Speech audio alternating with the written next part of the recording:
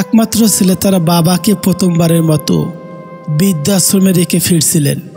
রাস্তার মাঝে ফোন এলো। তার বউ ফোন করে বলছে, তুমি আর একটাবার বৃদ্ধাশ্রমে ফিরে যাও। একটা কথা বলতে ভুল হয়ে গেছে। বৃদ্ধাশ্রমে গিয়ে তুমি তোমার বাবাকে ভালোভাবে বুঝিয়ে এসো। কোনো ঈদ বা অনুষ্ঠান, এমনকি তোমার জন্মদিনও তোমার বাবা যেন কষ্ট করে ওই বৃদ্ধাশ্রমে থেকে যায়, আমাদের বাড়িতে যেন না আসে। বাধ্য হয়ে বউয়ের কথা মতো আবার ওই বৃদ্ধাশ্রমে ফিরে গেল। সেখানে গিয়ে সে এক অদ্ভুত দৃশ্য দেখতে পেল।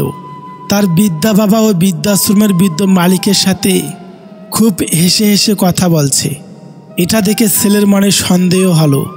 সে মনে মনে ভাবল, বাবা কি তাহলে আগে থেকেই এই বৃদ্ধাশ্রমের মালিককে চিনত? কে জানে, হয়তো তারপরেও অপেক্ষা করতে লাগলো।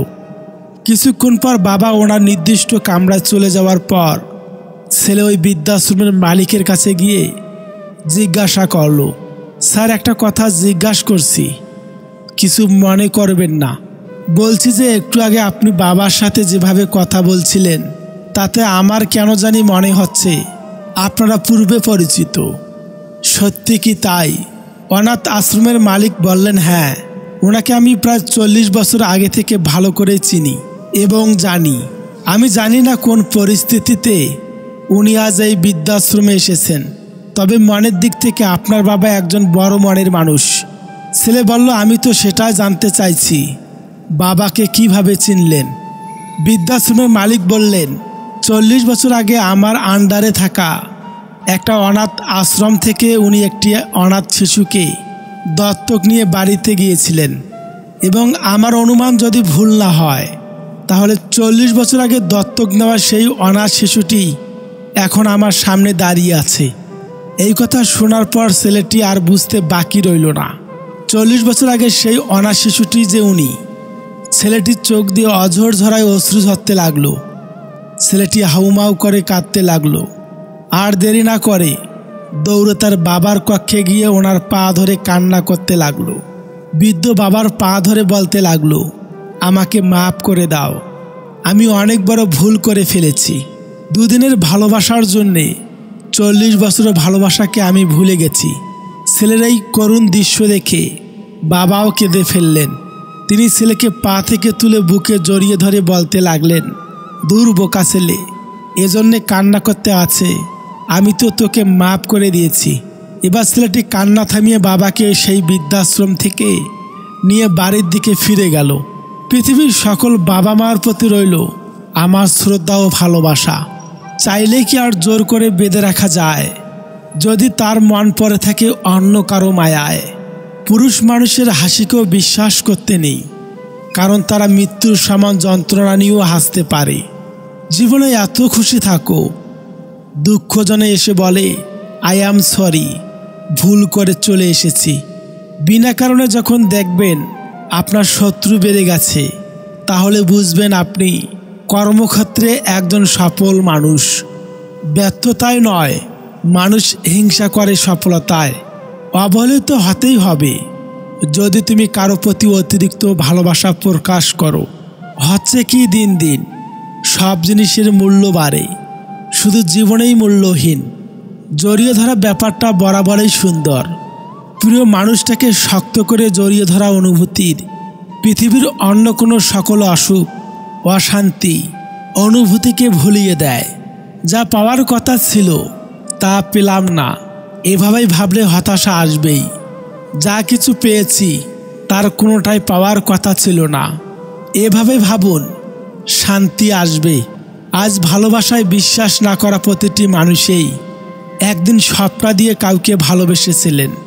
তুমি যখন বাস্তবতা বুঝতে শিখবে তখন অনুভূতির চেয়ে আত্মসম্মানকে বেশি গুরুত্ব দিবে। সুন্দর চেহারাও একদিন বৃদ্ধ হয়ে যায়, কিন্তু সুন্দর ব্যবহার কখনোই বৃদ্ধ হয় না। এক সময় মনে করতাম কাউকে ভুলে যাওয়া খুবই কঠিন, কিন্তু বাস্তবের সামনে দাঁড়িয়ে বলছি, ভুলে যাওয়া নয়, একজন মানুষকে চেনা বড় কঠিন। কুকুর পাগল হয় কার্তিক মাসে, ব্যাঙ পাগল হয় আষাঢ় মাসে। আর কিছু যুবক যুবতী আছে, ওরা পাগল হয় ফেব্রুয়ারি মাসে। কথা ক্লিয়ার না ভেজাল আছে। সব কিছু শেষ হয়, তবুও কিছু মানুষের প্রতি মায়া কখনোই শেষ হয় না। যৌতুক ছাড়া বিয়ে করবে এমন ছেলের অভাব নেই, কিন্তু 20 থেকে 30 হাজার টাকা দেনমোহর দ্বারা বিয়ে করবে এমন মেয়ে পাওয়া খুবই কঠিন। একটা সম্পর্ক যখন পূর্ণ হয় তখনই এমন একটা গা ছাড়া ভাব চলে আসে। সে যত গভীর ভালোবাসায় হোক না কেন, গোসল করতে গিয়ে গান গেতে ভালো লাগে, তাহলে বুঝবেন আপনি সুখী মানুষ। তুমি যাকে সবচেয়ে বেশি হারানোর ভয় পাবে, পরিস্থিতির কারণে তুমি তাকেই সবার আগে হারাবে।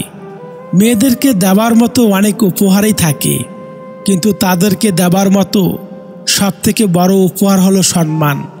কাউকে পাওয়ার জন্য প্রার্থনা করেও যদি তাকে না পাও, তাহলে বুঝে নিও তোমাকে পাওয়ার জন্যে অন্য কেউ প্রার্থনা করছে, যার প্রার্থনার জোর তোমার থেকে অনেক বেশি। স্ত্রীকে কখনোই দাসী নয়, জীবন সঙ্গী হিসেবে মর্যাদা দিন, কারণ সে তার পিতামাতার কাছে একসময় রাজকন্যা ছিল। বর্তমান পৃথিবীতে কাছের সম্পর্ক বলে কিছুই নেই, সব কাছের সম্পর্ক। রাগের মাথায় কোনোদিন কিছু করো না, কারণ রাগের মাথায় তুমি যে সিদ্ধান্তটা নেবে সেটাই ভুল হবে। মাঝে মাঝে নিজের মনকে প্রশ্ন করি, আমি সত্যিই ভালো আছি নাকি ভালো থাকার অভিনয় করে যাচ্ছি? আমি গরিব হয়ে পৃথিবীর শ্রেষ্ঠ ধনী, কারণ আমার কাছে পৃথিবীর শ্রেষ্ঠ সম্পদ আমার মা আছে। যে চলে যায় জায়গা বদল করে, সে হয়তো ফিরে আসে অভিমান কমে গেলে। শাড়ি যে আবিষ্কার করেছেন, সে বোধহয় পৃথিবীর সবচাইতে সুন্দর রুচিসম্মত মানুষ ছিলেন, নাহলে এত সুন্দর জিনিস আবিষ্কার করলেন কিভাবে? একজন নারীকে কোনো ড্রেস পরলে যতটুকু সুন্দর দেখায়, শাড়ি পরলে তার 10 গুণ বেশি সুন্দর দেখায়। সব সুন্দর আবিষ্কারগুলোর মধ্যে শাড়ি হচ্ছে সবচেয়ে সুন্দর আবিষ্কার। কারোর হাসি দেখে আমার কষ্ট লাগতেই পারে, কিন্তু আমি যেন কারোর কষ্ট দেখে না হাসি। একজন শিশু, একজন শিক্ষক, একটি পেন এবং একটি বই পৃথিবীটাকে বদলে দিতে পারে। কথা ব্যক্তিত্বের পরিচয় বহন করে। আমরা অনেকে সুন্দর করে কথা বলা তো দূরের কথা, কোথায় কি বলতে হবে সেটাই ঠিকমতো জানি না। মিথ্যা জিতে যায় ঠিকই, তবে বুনে যায় পতনের চারা। সত্য হেরে গেলে একদিন দেবেই মাথা চারা। তোমাকে ভাঙতে চাওয়া মানুষের সংখ্যা কখনোই কমবে না, তুমি বরং নিজেকেই গড়তে শিখো। শিশুদেরকে ধনী হতে শেখাবেন না, তাদেরকে খুশি হতে শেখান। তাহলে সে বড় হয়ে কোনো জিনিসের মূল্য না খুঁজে মূল্যায়ন করতে শিখবে। যদি আপনি এমন একজন মানুষের অপেক্ষায় থাকেন, সে আপনার সকল সমস্যার সমাধান করে দেবে, তাহলে নিজে একটু আয়নার সামনে দাঁড়ান। সকল সমস্যার সমাধান করার মানুষটিকে পেয়ে যাবেন। অনেক কথাই আমাদের ভেতরটাকে ভেঙে চুরমার করে দেয়, তবুই এমন ভান করি যেন কোনো ব্যথাই আমরা পাইনি। নিজেকে এমনভাবে সাজিয়ে নাও, যারা তোমাকে একা করে গেছে তারা যেন একদিন তোমাকে দেখে আফসোস করে।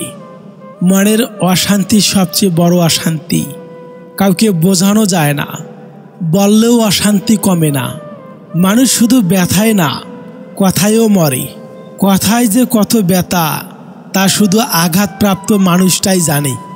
যে কোনো অবস্থায় যখন তুমি শান্ত থাকা শিখবে, তখন বুঝবে তোমাকে কোনো বাধাই আর থামাতে পারবে না।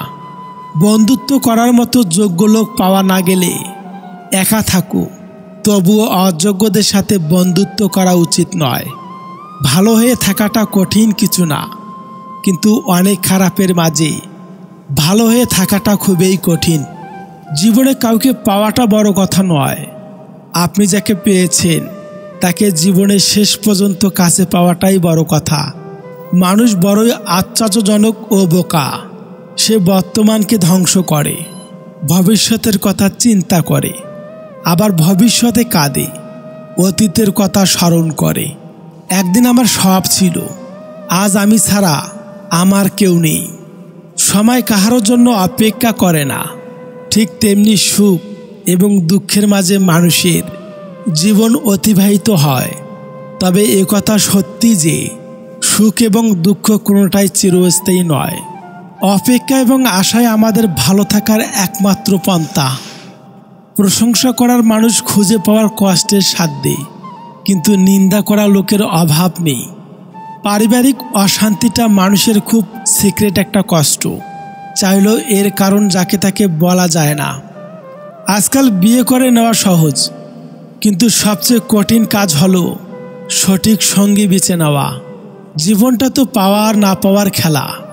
পাবার আশা থাকলে সুখ লাগে, আর না পেলে দুঃখ লাগে। জীবন শেষ এই সুখ আর এই দুঃখ নিয়েই। সমালোচনা করে কাছের মানুষগুলোই, দূরে গেলে তো চেনারও কথা নয়। কাছের মানুষগুলো জানে আঘাতগুলো কোথায় করলে ব্যথা বেশি পাওয়া যাবে। এক বিজ্ঞ ব্যক্তিকে জিজ্ঞাসা করা হলো যে ইবাদত করার জন্য সর্বোত্তম দিন কোনটি। তিনি বললেন, মৃত্যুর আগের দিন। সে হতভম্ব হয়ে বলল, মৃত্যুর সময় তো কারো জানা নেই।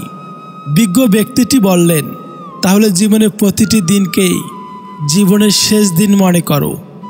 সম্পর্ক বাঁচানোর তাগিদটা একতরফা হলে সেই সম্পর্ক আর বাঁচে না, মরে যায়।